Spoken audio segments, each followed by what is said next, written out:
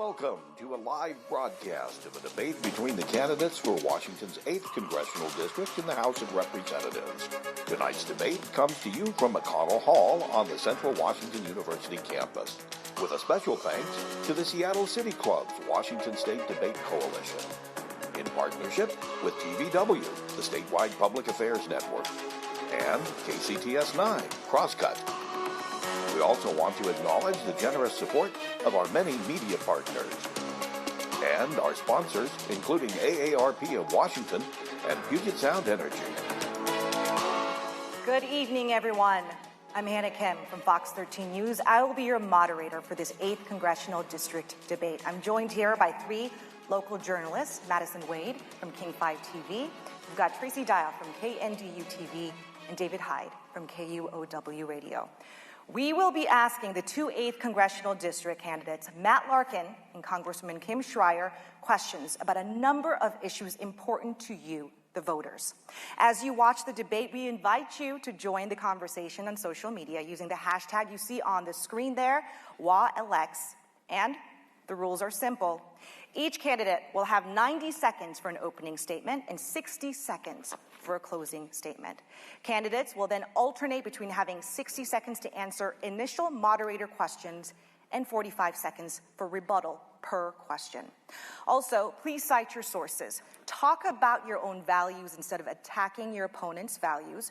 No personal attacks of any kind. Avoid stereotypes, jargon, and platitudes. Avoid interruptions and crosstalk, please.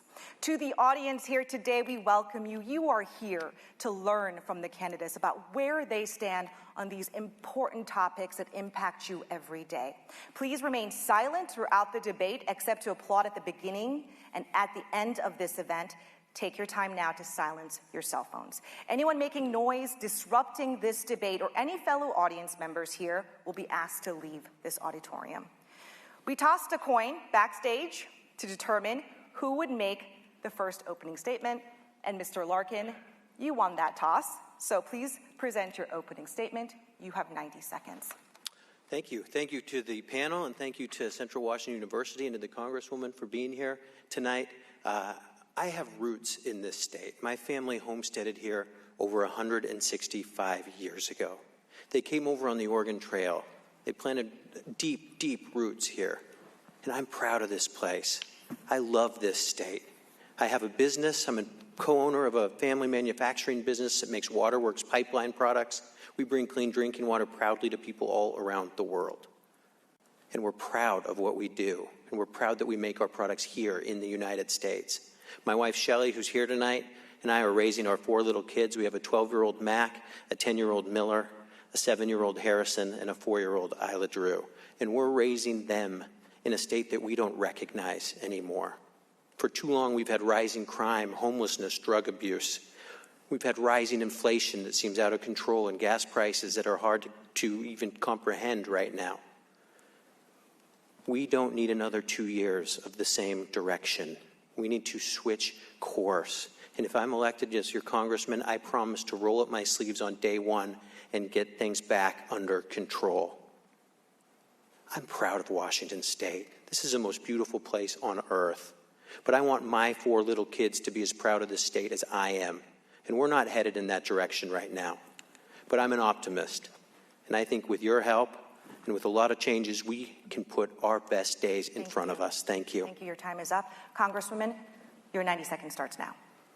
Hi, I'm Kim Schrier, and I've been representing you in Congress for the past 4 years.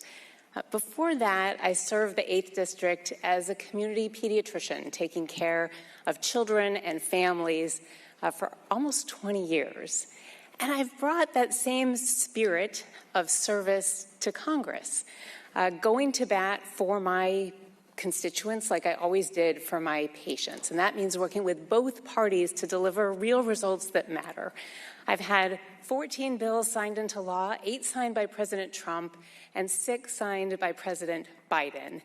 And this bipartisan spirit is what's brought us things like lower cost insulin, like better care for our veterans, and making sure there's enough water for fish and farmers and the rest of us. You can expect more of this bipartisanship from me. On the other hand, my opponent, Mr. Larkin, has already said that he aligns with some of the most extreme members of Congress, like Marjorie Taylor Greene. He is not rolling up his sleeves to go to Congress and work together. He's rolling up his sleeves to go to battle. He has already gone to battle with Frank Kuntz, the mayor of Wenatchee, by criticizing him for working with a Democrat to deliver for his people.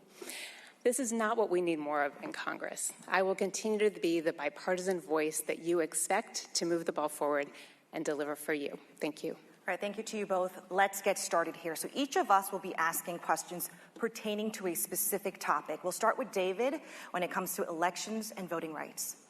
This first question is for both of you, starting with Congresswoman Schrier.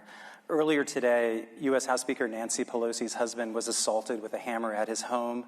The alleged attacker shouted, "Where is Nancy?" and has reportedly posted conspiracy theories on social media about issues including the 2020 election and the January 6th attack on the U.S. Capitol. Congresswoman Schrier, what's your reaction to this news and your message to voters in the 8th Congressional District? Well, first, let me just say that I was so alarmed when I woke up to that news this morning, and that I send my prayers, our family's prayers, for a speedy and complete recovery to Paul Pelosi. I think this is emblematic of so much that's going wrong in our country right now, that there is so much hate, so much vitriol, and so much animosity. And we need to all just turn down the volume, because when we paint the other party as the enemy, it riles up this kind of discourse. Words matter, and words particularly of politicians matter, because they're heard by so many people. And when we use our words without care, and crazy people with weapons take those as a cue to commit crimes, we become culpable. So I send my best wishes to the family, and I hope that we can all turn the volume down and come together as a country. Mr. Larkin, same question to you. Your reaction to the news and your message to voters in the 8th Congressional District. Sure. When I read that news this morning, I was horrified. I mean, the volume of noise and hatred right now, especially in politics, is out of control. When I worked for President Bush in the White House towards the end of his administration, I used to say I didn't think it could get much worse. Boy, was I wrong. Things have escalated to a point where I think we all need to look in the mirror. We all need to turn down the noise a little bit. We all need to take a good hard look at the rhetoric. And only then can we move on in a bipartisan way and actually solve some problems that are plaguing this country right now. So this is, I completely condone the attacks. I'm just horrified. Our hearts and prayers are with the Pelosi family tonight. But we have to turn down the hate. We have to. And only then can we move forward. It's really sad what's going on right now. Mr. Larkin, staying with you, former President Trump still claims the 2020 election was stolen without substantive proof. According to opinion polls, about 70% of Republicans now agree with him. And some turned to violence on January 6th. This year, the Department of Homeland Security is reporting unprecedented levels of threats and harassment targeting election officials. The question is, does President Trump have any responsibility for so many Americans believing false information about the 2020 election? Look, I think we need to turn down the volume. Everyone who is screaming right now and mad and upset on both sides of the aisle can be blamed for this. And I think only when Congresswoman Schrier, or me, should I be the congressman in the 8th, take the lead on calming people down, will we actually have real progress in this. We have a rhetoric that's out of control, and both sides are to blame. It's not just the other party. My party can take blame for that too. But it takes coming together. It takes actually admitting that to move forward.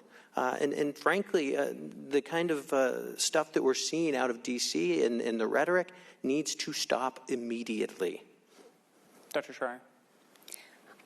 I'll answer your question directly. I said that politicians need to use their words carefully. President Trump has the biggest megaphone in the country, and he does bear culpability for what happened on January 6th. I was there that day, and it was scary. I feel like this is really a threat to our democracy, that when you start stoking doubt about elections, about whether votes count, casting aspersions on our system, even vilifying election workers, you're really tugging at the underpinnings of our democracy. I mean, when we lose faith in the vote, our democracy falls apart. This democracy takes work, and we all need to be able to vote like we do here in Washington State, where every vote counts, and we need to have confidence in our elections and respect the results of free and fair elections. Congresswoman Schrier, staying with you, some Republicans say Democrats have a double standard on false claims about stolen elections. They point to 2018, for example, when Democrat Stacey Abrams was a candidate for the governor of Georgia and said the election was stolen. Was it wrong for her to use that language? I can't comment on what another politician has said. What I can say now is that I accept the election system that we have in this country. I respect election workers who volunteer for those jobs. I will respect the results of this election. And I really hope that I can say the same for my colleagues. Many of them are so extreme, like Marjorie Taylor Greene, who continues to cast doubt, and that rhetoric is really destroying our democracy. Mr. Larkin. Same question. Do you want to respond? Well, there's not much to respond to. I think there is a double standard. I think you're right. I think both parties are guilty of calling out election fraud and not agreeing with election results. And I think that is dangerous to a democracy. One of the worst things that I hear on the campaign trail is that people don't trust the election systems anymore. And that's heartbreaking to me as a citizen and as a father and as a candidate, because people need to believe in their elections. They need to believe that they're sound and that they're fair. And they don't right now in a lot of places in the country. So we need to do a better job of showing transparency on the election system, and we need to do a better job of pointing out the hypocrisy on both sides of the aisle on this. And only then, again, can we come together in the middle and move forward on this topic. Hannah? All right, our next topic is the economy. When it comes to inflation, September's data by the U.S. Bureau of Labor Statistics says apparel is up 5%, used cars escalated 7%, food 11%, and energy prices up nearly 20% from just a year ago. Congresswoman, as the incumbent, I'm going to direct this question to you. People are struggling right now to get basic needs. Did you ever question that the policies you voted for so far played a role in driving up some of these prices? You have 60 seconds. You're right. People are suffering right now. The cost of groceries, the cost of gas, we are all feeling it. And I think what's even more frustrating is when you dig a little deeper and you find out the gas and oil companies are right now making record profits, like the highest in more than a decade, and quarter over quarter those profits are going up. Grocery stores, we just had earnings reports. Their profits are also going up at a time when Americans are having trouble paying. That's why I have really taken this on, passing legislation through the House to crack down on price gouging by gas and oil companies, making sure that I push this administration to suspend the federal gas tax, lowering the cost of prescription drugs, capping insulin for seniors at $35, and cutting insurance premiums. It's the reason I'm working on supply chains, because I'm committed to making life better for the people in the 8th District. I have a follow-up question to that, because the question is specifically about policies that you have voted for. Economists so far have agreed that the $1.9 trillion COVID relief bill contributed somewhat to inflation. So in retrospect, would you vote for it again, as is? You have 60 seconds. There are a lot of causes for inflation. I want to walk you back to where we were when we passed that bill early in 2021. Nobody had been vaccinated. Many of our children were not yet in school. Businesses were hanging on by a thread, including many businesses here in the 8th District. And the bill that we passed kept those businesses afloat.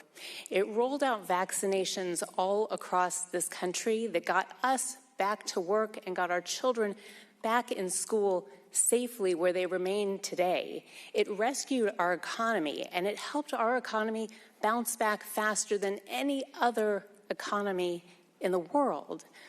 In a bill like this, you either hit a little high or a little low. This was the right response for the peril that our country was in at that time. So am I hearing you correct? I want to clarify. So you're saying that you, in retrospect, would do the same today? I support the bill that I voted for, the American Rescue Plan. Do you have a rebuttal to what she has to say? Yeah, I've got a lot of rebuttals, actually. She admitted before she voted for that it could lead to inflation. And she did it anyway, and I think that was reckless. And we need to take a good hard look at the amount. That was a $1.9 trillion bill. That's a huge price tag. So that bill never should have been voted for. And the price gouging bill that she referenced, it was not the only bipartisan thing about it were the Democrats who voted against it and the Democratic economists who said it wouldn't work, because the price gouging is not the issue when it comes to energy. It's a supply issue. And we'll get to that later, I'm sure. But yeah, that's my rebuttal. I think that bill never should have been voted for. So this leads to your question, Mr. Larkin. You say there is overspending and it's time to cut. So if you were elected, what is the one thing you would slash, and explain how that would actually bring down inflation in a meaningful way? And please be specific.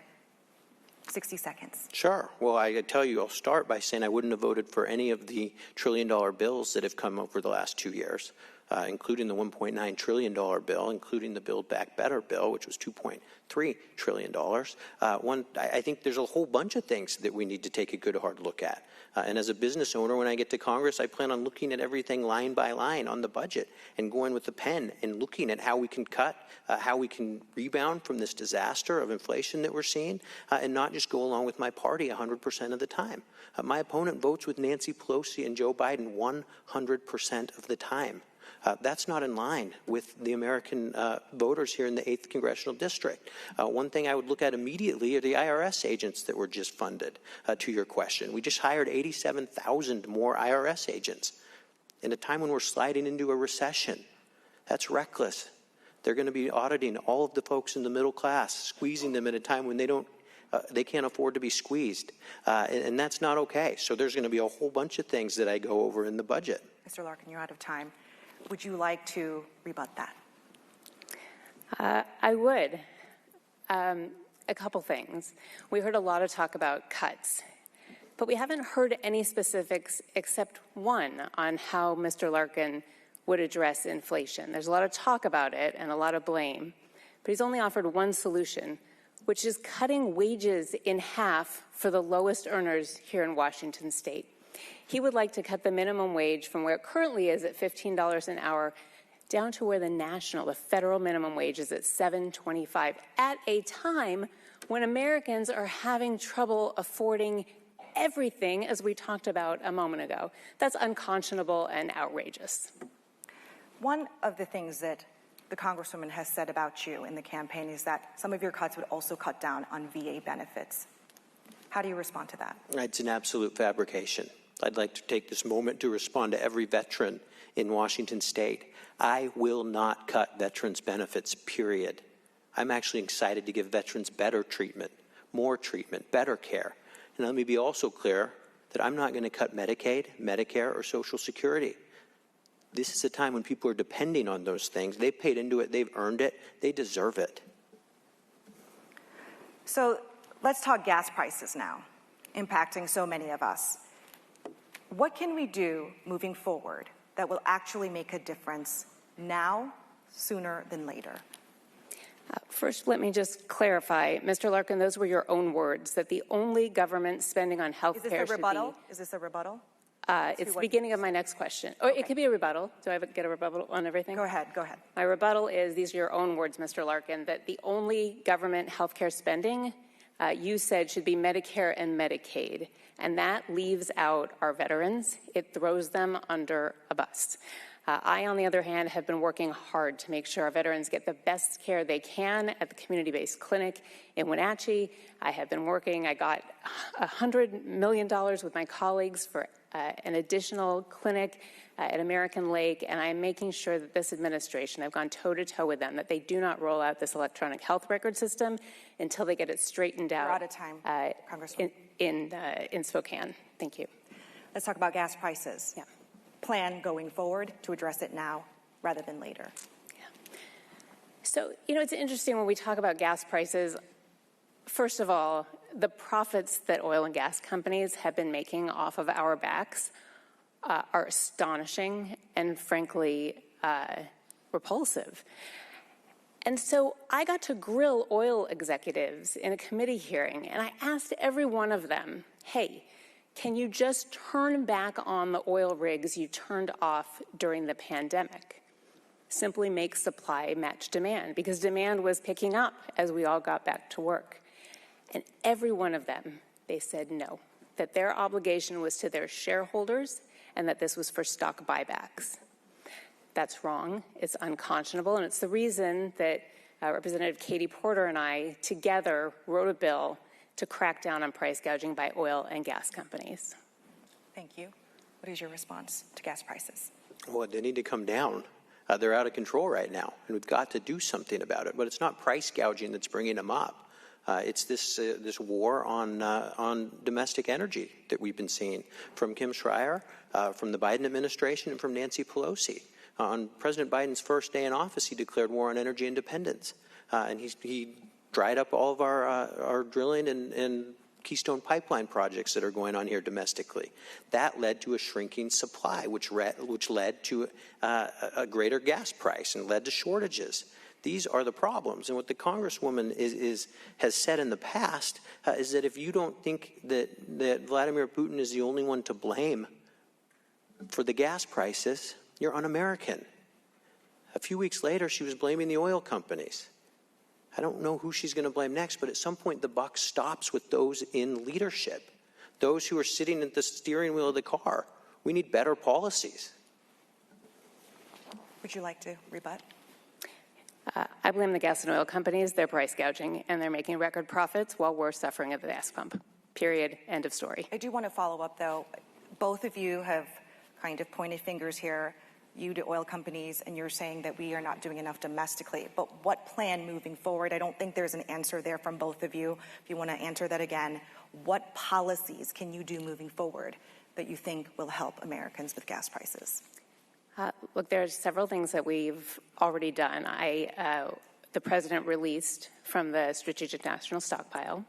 I wrote a letter asking for him to release more from the Strategic National Stockpile to lower prices for Americans and to put pressure on Saudi Arabia. In addition, we have a bill that hopefully will make its way through the Senate to crack down on price gouging. But then there's the elephant in the room, which is that we do need to transition away from fossil fuels so that we are not tethered to Saudi Arabia and Venezuela and Russia for our energy supply. We are energy independent. We drill here. We also have solar and wind, and we are blessed with hydropower here in the Northwest.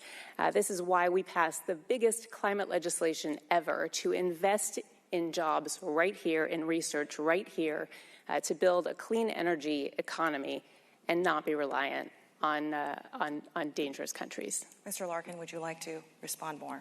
Sure, yeah. Look, we need to be energy independent.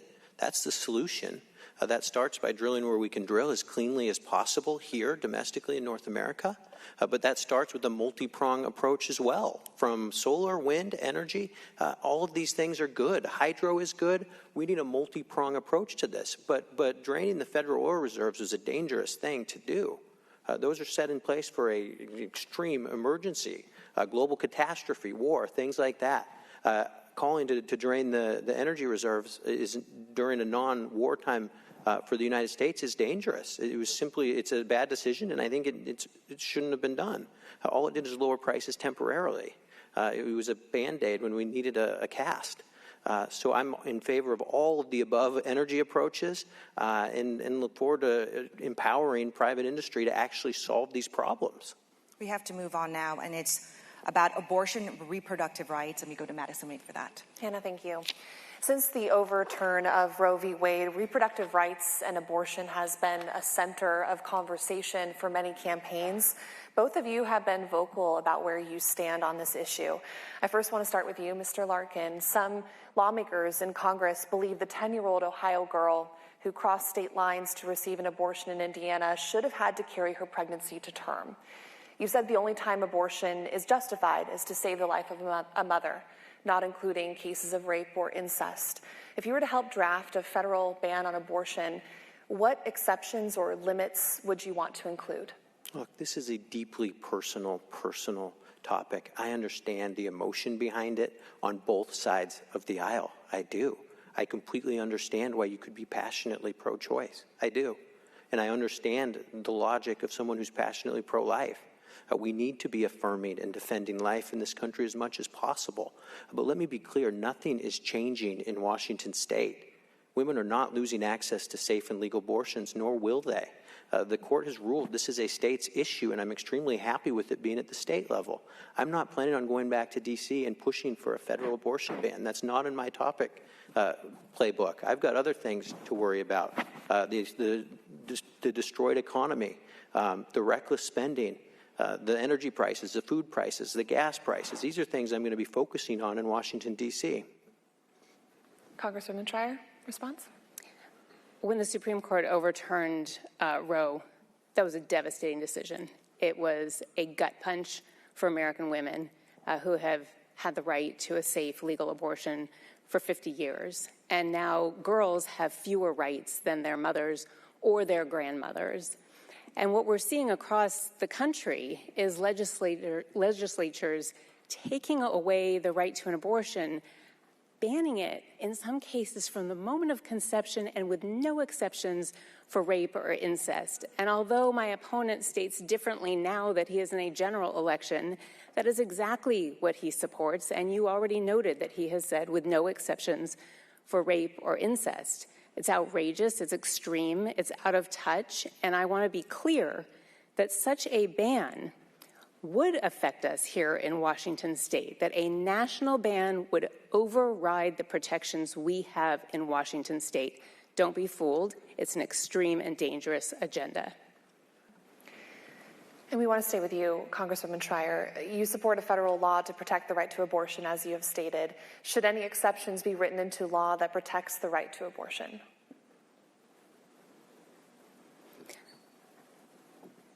This is a healthcare decision that needs to be made by a woman and her doctor, not the government.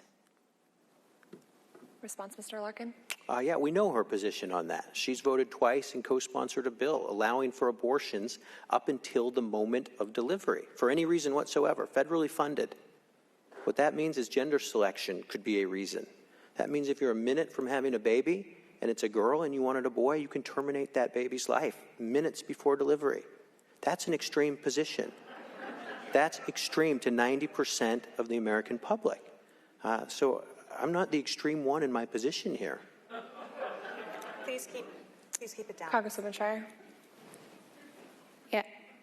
Mr. Larkin is making things up and talking about things that no woman or doctor would do in order to hide his own extreme position on this, which is banning abortion entirely with no exceptions, in his own words, for rape or incest or things like that. That is extreme, it's dangerous, a national ban would override our protections here, and he is just trying to deflect with, frankly, insulting comments. I trust women. I trust the women of Washington state. I trust women and doctors across this country to make the right decision.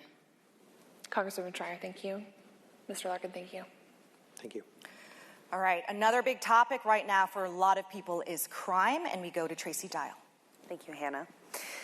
Mr. Larkin, we'll begin with you. More Americans died of gun-related injuries in 2020 than any other year on record. America has the highest rate of gun deaths among the world's wealthy nations. That's suicides, homicides, accidents. For the first time in decades, major gun control legislation was passed this year. What do you agree with and or disagree with in these new laws? Well, first of all, that's a great point. We have rising violent crime everywhere across the country. In King County, which makes up 55% of our district, murders are up 72% over last year. That's alarming. As a father of 4 little kids, that scares me. We've got to do something about violence. We've got to do something about rising crime. And the way to solve that is by backing our brave men and women in blue and giving them the tools, training, and resources needed to do their jobs effectively. That's how we crack down on these crimes. That's why our campaign slogan, Make Crime Illegal Again, is embraced by law enforcement everywhere in Washington state. I've been endorsed by every elected sheriff in the 8th Congressional District, been endorsed by the Seattle Police Officers Guild. I've been endorsed by WACOPS in the King County Police Officers Guild. They know that I will have their backs because they know that they're doing a tough job, and it's only when we help them do their jobs that we see safer communities. Do you agree with or disagree with anything in those new laws? Look, I'm willing to sit down with anyone at any time to talk about ways to keep illegal guns out of the hands of violent criminals, period. I am. We have to balance that with the rights of law-abiding gun owners in this state and balance it with the Second Amendment protection that guarantees them a right to keep and bear an arm. So these things I'm open to suggestions, but there needs to be a balance. And we don't see that balance from my opponent, who votes with Nancy Pelosi 100% of the time on these things. This is a moderate district, as you all have pointed out. It's a purple district. And there's farmers on the east side of the state who are concerned, rightfully so, about their losing their ability to access firearms. And there's people on the west side of the state who are scared. They're scared that they're going to be shot by these firearms. So I am all ears. I want to make that perfectly clear, that I am all for public safety and will do whatever I can as long as it balances those two things. Thank you, Mr. Larkin. Congresswoman Schrier, do you have a rebuttal? That sounded like a lot of ducking and dodging to me. The question was about guns and safe gun ownership. I recognize Second Amendment rights, and I respect them. I'm also a pediatrician and a mom, and I know that guns are the #1 cause of death in children in this country.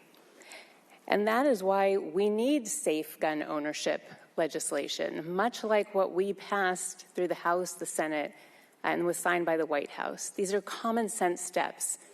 Enhanced background checks to make sure that guns don't get into the hands of criminals, making sure that guns are locked up and away from children, and making sure that states like ours that have red flag laws have the resources to enforce those. You know, we need to have our children safe from guns in this country. Congresswoman Schrier, you're touting your efforts in Congress to further fund police. Right now, departments here and around the nation are struggling to keep officers and to recruit new ones. What can you do on the federal level to staff these departments and also hold them accountable at the same time? You're exactly right. Our police need more staffing, and they have asked me for more resources and equipment. You know, as crime has been rising, I've been out in cars riding with police officers all over this district to hear what they're worried about, to see what they're seeing on a daily basis, to see the risk that they put themselves in, to see how well they know their communities. And there have been consistent requests. One is to have others do what I did and ride along to hear their stories. 2 is to get more funding and resources for hiring. And 3 is for body cameras and social workers to help them do their jobs. That is why I have increased funding for state, local, community policing by $200 million, consistently increasing funding. And for King County Sheriff, have brought $2 million for body cameras and social workers as they requested. I stand with our police. Thank you. Do you have a rebuttal, Mr. Larkin? Yeah, I mean, the Congresswoman says she stands with our police, but she was silent for 3 years during the defund movement. Noticeably silent. I wasn't even running for Congress, and I heard people talking about where is Congresswoman Schrier on this issue. This is a really important issue to a lot of people. A lot of people go home every night to their spouses who are men and women in blue, putting their lives on the line every single day, and they felt like no one had their backs. I will have their backs, and that includes getting them more funding, resources, tools, training that they need. That includes giving hiring bonuses in the form of federal grants to help retain law enforcement officials at places like Seattle. I've done ride-alongs with police too, and the word I'm hearing is they do not feel like the Congresswoman has their back. Mr. Larkin. Thank you. Hannah? Thank you. So we're turning now to the topic of immigration and border security.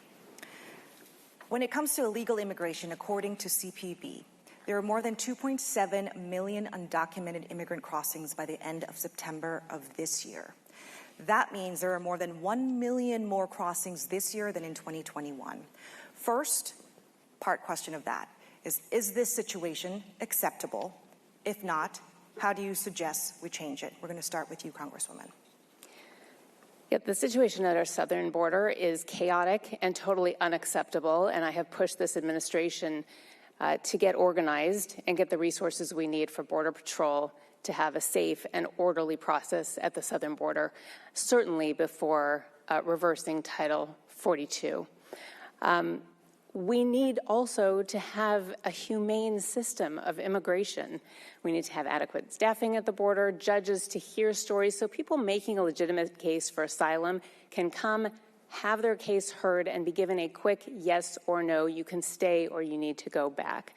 But we do need order, we do need staffing, and I have funded almost $100 billion for Border Patrol to help them do their jobs. The situation at the southern border is unacceptable. So that same question goes to you. Is it acceptable? And if not, how would you suggest we change it? No, of course it's not acceptable.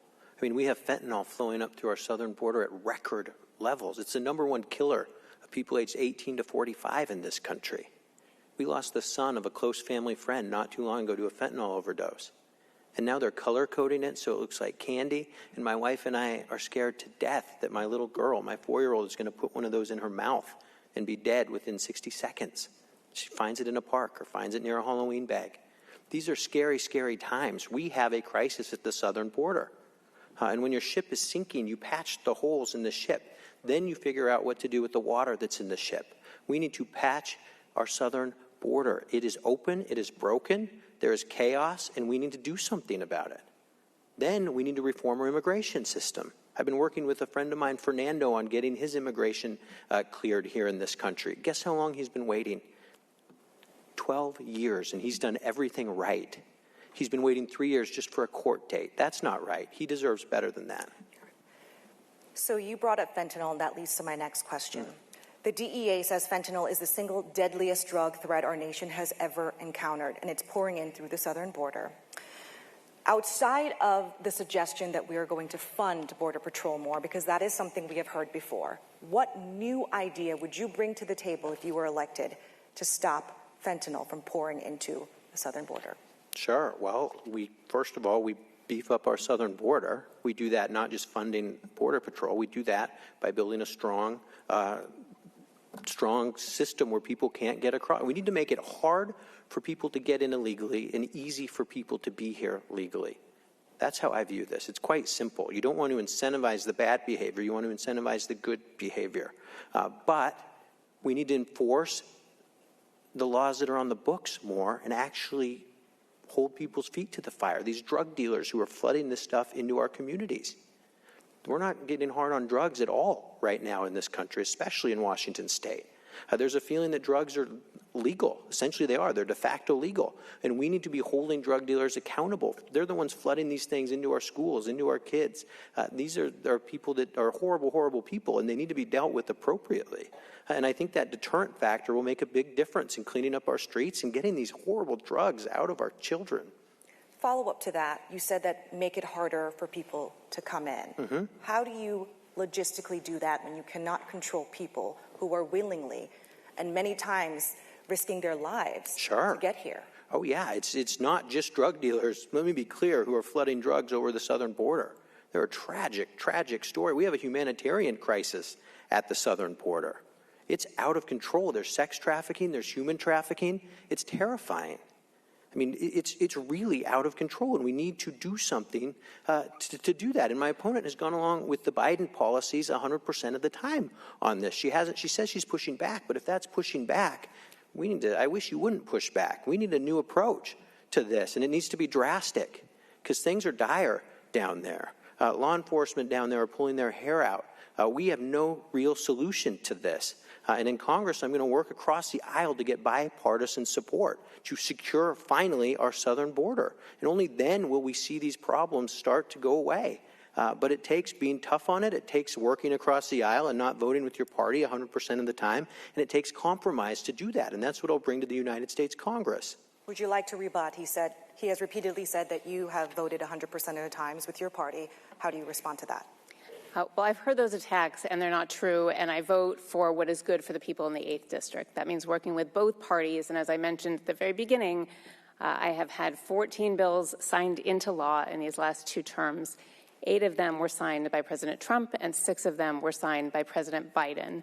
I would like to touch on the question of fentanyl, because I'm a pediatrician and I'm the mom of a 14-year-old, and I feel that threat acutely. It's the reason that I convened Department of Homeland Security, school superintendents, parents, emergency responders to come together and educate the community about these risks so that every parent and every teacher knows what they need to know and how to warn their children. It is also why I support police, and there's a push and a pull. They need to be able to arrest for drugs, to get people compelled into treatment, to stem the pull at the southern border. Okay. Thank you. And we're going to go to Madison now about climate and the environment, including the wildfires that we saw this year. The wildfire smoke that lingered for quite some time, weeks, and made air quality unhealthy for so many people in this district and other districts surrounding our area affected all of us. We all smelt it. We all felt it. What new policies would you propose on the federal level so our state is better equipped to prevent wildfires, to better handle those wildfires? And please be specific. We'll start with you, Mr. Larkin. Sure. Yeah, you're absolutely right. The wildfires were terrible. My son has asthma. We couldn't let him outside for weeks. And it was a real problem, and we're seeing it more and more. What I'm hearing from forest managers and people in government that I've talked to and reached out to talk about this problem is that it's mostly federal lands that are igniting in flames these days in Washington state. And it's stemmed from forest mismanagement or lack of management. There's been a hands-off approach to fire management in our state. And it's only when we start thinning and doing things that the federal government hasn't done for the last 5 or 6 years that we start seeing these forest fires turn tide and change. And frankly, I agree with the Secretary of Agriculture, Tom Vilsack, on this. He's now calling for better federal forest management, including clearing, burning, doing all sorts of things that will manage the forests in a much more efficient and better way. Congresswoman Schrier, how would you propose new policies to better handle and equip firefighters to prevent those wildfires from getting out of hand? So we are now choking on smoke every single summer, this year all the way into late October, and this is terrifying. It is the reason that I have worked so hard in these past 2 Congresses to shore up forest remediation. It is the reason that we got hundreds of millions of dollars into the infrastructure bill. It wasn't just roads and bridges infrastructure, it was also infrastructure in our national forests to pull out the underbrush and to do prescribed fire as a way to minimize the risk of these catastrophic wildfires. It's also the reason I've gotten extra funding for firefighters who take such risks to do this job. I also have to mention that this is yet another reason that our climate bill was so important, because the hotter our planet gets because of our burning of fossil fuels, the more risk we will see of catastrophic wildfires and extreme weather events. Congresswoman Schrier, we'll stick with you for this next question, and then we'll have a chance to hear from you, Mr. Larkin. Data shows human-caused climate change has made the drought much more likely and longer fire seasons as well, coupled with that. More than a century ago, in the last 6 years, what has your political party done to address climate change? And do you think that approach is the right one? So climate change is one of the most important challenges facing not just our country, but our entire world. It is why we worked so hard to make sure that we have the provisions I just talked about in the infrastructure bill for things like forest remediation, electric vehicle charging stations, and the infrastructure that we'll need for a clean energy economy. It's also the reason in the climate bill we are investing so much in research, including right here in Washington state. This means battery storage being built in Moses Lake. It means more efficiency in hydropower because that is clean, renewable energy. And it also means me pushing, the Secretary of Energy already knows that I am pushing to make Washington state one of the hydrogen hubs in this country to make sure that we lead on this transition off of fossil fuels and to a clean energy economy. And Mr. Larkin, what has your political party done to address climate change? Do you believe that approach, the approach they're taking, is the right one? Well, look, I think we all want a cleaner environment, including me. I've got 4 kids that I want to hand down a better world to. And both parties are doing things to mitigate this problem that we're seeing. Washington's number 2, for instance, in clean energy production. We're fantastic. We're behind Texas. Texas is the only state above us in this right now. So we have a fantastic model here in Washington state, and we need to implement that across the country. Both parties can do things to improve it as well, including opening up all options to clean energy. Not solely clean energy. I don't think we'll ever get to solely clean energy, but we need a multi-pronged approach, and we need to incentivize the private sector to help get us there. When you incentivize and empower businesses to come up with innovative solutions, you'd be amazed at what you can find. In fact, I was talking to some folks the other day, and they were talking about modular nuclear power, and it's a fantastic option. It's about 10 years away. There's a lot of exciting things out there. Thank you. Hannah. Thank you. The next topic, social issues with Tracy. Thank you, Hannah. Congresswoman Schrier, an analysis of healthcare systems in the last few years ranked America last among high-income countries, but America's spending is first on that list. Congress does play a key role in our nation's healthcare system as far as funding, support, implementation. So is America's healthcare system properly funded, and how could it be improved? Just a 1-minute answer on that one, huh? I am a physician. I've worked in this broken healthcare system, and I have seen the good, the bad, and the ugly. It is one of the reasons that I ran for office, because I think that everybody should be able to access care that they can afford. And that has been my North Star, whether that is bringing down premiums for health insurance so people can afford their care, or whether that is bringing down the cost of prescription drugs, like capping insulin at $35 for seniors, making vaccines for seniors free, and giving Medicare the power to negotiate the cost of prescription drugs. But I also have to tell you, as a pediatrician, we look upstream. What is causing these high costs, this sickness in our country? And that's why I'm focused as a member of the Agriculture Committee on what we can do early in life with our food programs for fruits and vegetables and healthier nutrition. We shouldn't just be providing calories with our nutrition programs. It should be nutrition to get us on a trajectory to not high blood pressure and diabetes later in life. Thank you. Mr. Larkin, do you have a rebuttal? Not a rebuttal. I think we do need to be looking at preventative care. I think it's fantastic. I think also, though, we need to be incentivizing drug companies to be coming up with new and innovative medicines. My mom is alive today because of that. She's a survivor of stage 4 non-Hodgkin's lymphoma, and she shouldn't be here right now. She had a 5% chance of living, and it's a miracle that she's with us today. But those drugs made it possible for her to get through that. They made those miracles possible. And if we focus solely on drug pricing and not on innovation, I think we're missing a big segment of this. And we need to be doing that every single day. We need to be empowering them from the federal government, from the United States Congress. But we also need to keep an eye on prices. I agree. We need lower medicine prices. We do. But it can't come at the expense of innovation, because we are marching forward with leaps and bounds right now in innovation. I heard the other day that we may have a cancer drug that's being tested. My goodness, how amazing would that be?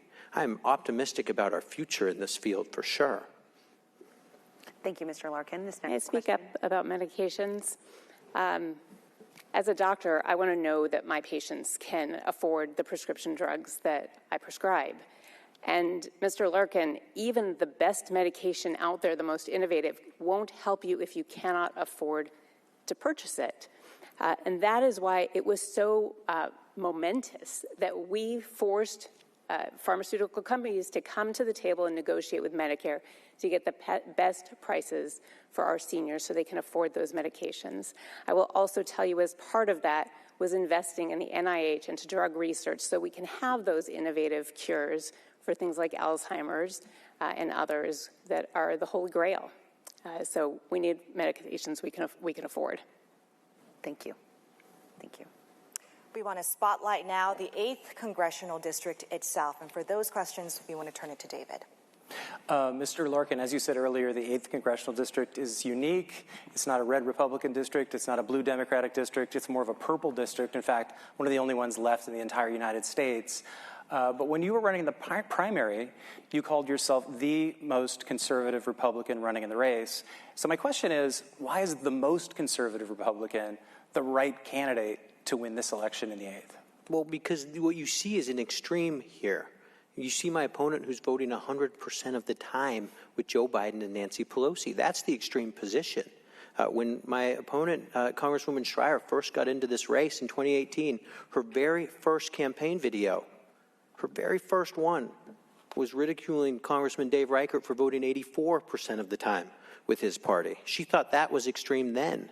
So I'd like to ask the Congresswoman, what would 2018 Kim Schrier say to 2022 Kim Schrier? Where is the extreme here? I think people want a congressperson who listens. They want a congressperson who's thoughtful, who will look over every single bill. They want someone who's going to evaluate and vote according to the values of the 8th Congressional District, and they're going to get that in me. I'm a thoughtful person, and I'm a listener. I tell my kids, you have one mouth, but you have two ears, and we need more people in government with that mindset. Dr. Schrier. Well, you're right. This is a purple district. I wish more districts were like the 8th district, because if that were the case, we would have so much more incentive for everybody to come towards the center instead of having just 30 of 435 districts be in the middle. Gerrymandering is a talk for another day, but this is why I have been so thoughtful about representing this district. 98 town halls. I'm in every corner of this district, listening and taking those concerns back to Congress. It is why I have been so intentional about finding partners in both parties to get work done that really matters for this district. We talked about fire mitigation before, but it includes water for the drier parts of this district.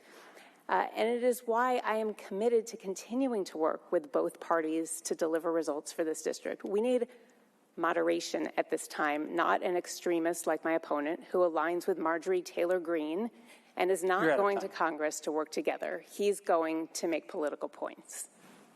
We're running out of time, but she did call you an extremist. 15 seconds to rebut that. Yeah, she did. I think the extreme is how you're voting. Your voting record shows how extreme you are. And she is voting with her party literally 100% of the time. Not 96, not 97. I'm not rounding up. It's a literal 100% vote. That's extreme to me. All right, it is time for closing statements. And we also did a coin toss earlier. Mr. Larkin, you get to go first. Closing statements, you have 60 seconds. 60 seconds, okay. Well, thank you again for letting us be here tonight. This has been a fantastic evening. It's great to debate the issues. We have problems right now. No one that I talk to. I've been to thousands of doors in the last year plus in this race. Thousands. And everyone agrees that we have problems that need to be fixed. People are scared to go into their communities. They're scared to go into their parks. They're scared to go into their cities. They're worried about drugs, needles, homelessness, tents, trash. They're worried about the cost of goods, the cost of gas. Mothers are telling me they're trying to budget and decide between putting a gallon of gas in their car or take a trip to the grocery store. These are gut-wrenching decisions for so many people right now. We have record high inflation, and no one feels like anything is changing. There's no foreseeable end to this. We need change. We need balance of power in government. And only when there's balance of power can we actually come to the middle and find real solutions to get these things under control. And you don't have that with my opponent who's voting 100% of the time with Nancy Pelosi and Joe Biden. Congresswoman, 60 seconds for closing statements, please. Well, what you've heard this evening is a stark difference between two candidates for a very important office. Member of Congress for the 8th Congressional District. And on the one hand, you have Mr. Larkin, who has shown in so many ways this evening that he is far too extreme and out of touch for this district, whether it is his position on a national abortion ban with no exceptions for rape or incest that should be an automatic disqualifier, whether it is aligning with Marjorie Taylor Greene and other extremists in Congress who just want to blow the place up, or whether that is throwing our veterans under the bus and not funding the VA, or who criticizes other Republicans who work with Democrats. Look, what you have in me is somebody who works with both parties to deliver real results that matter for the 8th District, and that is what you can expect from me going forward. It's why I would be honored to earn your vote. All right, thank you so much. And that is it for today's debate. We've run out of time. We want to thank the candidates again, Matt Larkin and Congressman Kim Schrier, for being here, and my fellow panelists of journalists here. We had Madison Wade from King 5 TV, Tracy Dial from KNDU TV, and David Hyde from KUOW Radio. Don't forget, Election Day is Tuesday, November 8th. You'll need to get your ballots in on that date or into a ballot drop box by 8 p.m. that night. I'm Hannah Kim from Fox 13 News. From all of us here at McConnell Auditorium at Central Washington University, good night.